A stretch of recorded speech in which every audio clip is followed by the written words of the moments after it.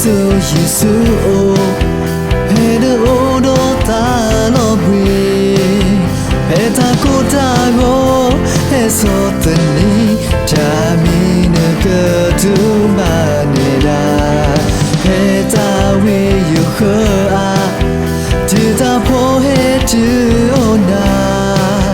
ti ya pwa le he na ta mu la pwa le e ti na te ga Susi we hekine na suye o wala hekido kamamu ke jata po hitono yomo no malo tala ya take bene jata ku kamala buena Tine kita buat jata mila hela yua nekendo ni ta mela lebwe pene he Giêsu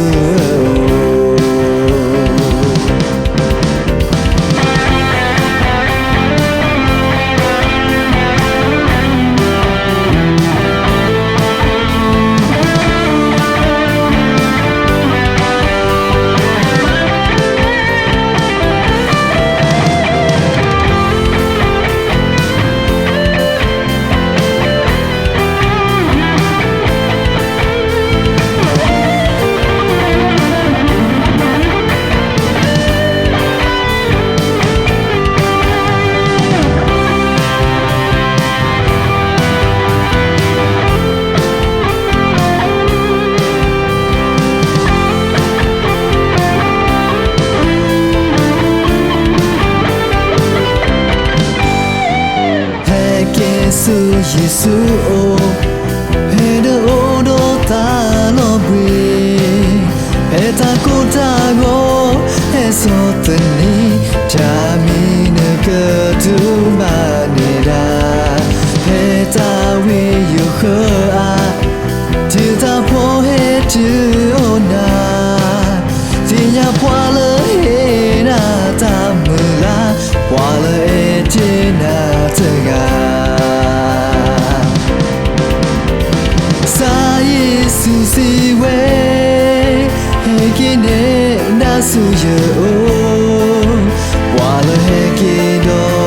kamamu ke jata po hitono yomo no malo tala ya take pene jata ku kamala buena Tine kita buat jata mila hela yua nekendo ni ta mela lebwe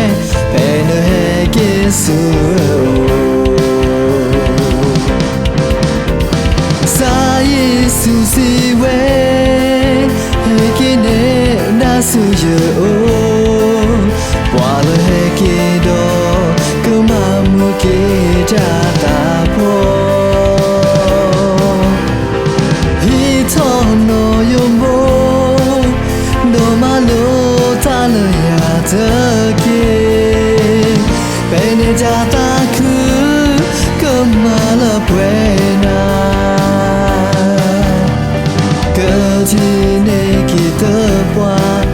jata mila hela yua nekendo ni ta mela lebwe pene he Giêsu